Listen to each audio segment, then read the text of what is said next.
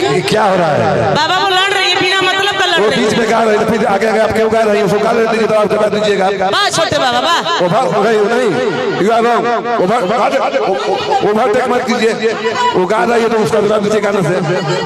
तो आप ही लोग फरिया हम लोग बंद कर देते हैं गाना बैठ जा। तारा दिक्कत में बैठ जा, लड़त का बड़ो। अरे हम क्या करते बेटी बोल मैडम बोलौले बताओ का बता नहीं।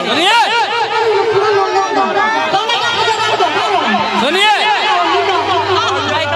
यह कलाकारी का मंच है, विवादित मंच नहीं है। मुझे मत सिखाओ। कलाकार देखिए कला से श्रेष्ठ हुई है, कला के माने इसीलिए मेरी दूसरे को दिल को जीतिए। यह कलाकारी का मंच है, विवादित मंच नहीं है। कला की तौहानी में कीजिए। हेलो हेलो कॉर्ड दीजिए ना, कॉर्ड दीजिए, कॉर्ड दीजिए। सिंगल सिंगल होगा ठीक रहेगा। छोटे बाबा छोटे बाबा सिकरी तो सिकरी हाँ दे भाई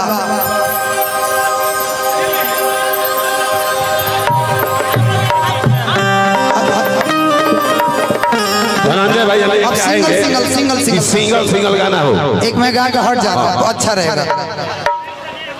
जिसको अनाउंस किया जाएगा अगर गाएगा। यहाँ प्रोग्राम कोई पैसा खर्चा किया या विवाद करने के लिए नहीं, कोई बुलाया कलाकार को। अपना अपना गाना गाइए, अपना अपना गाना बजाना कीजिए। कलाकार लोग अपना कला का तौहीन खुद कर रहे हैं। आराम से आप लोग आइए, हम लोग खड़ा करवाए काम मुंह तक आ रहे हैं। हम लोग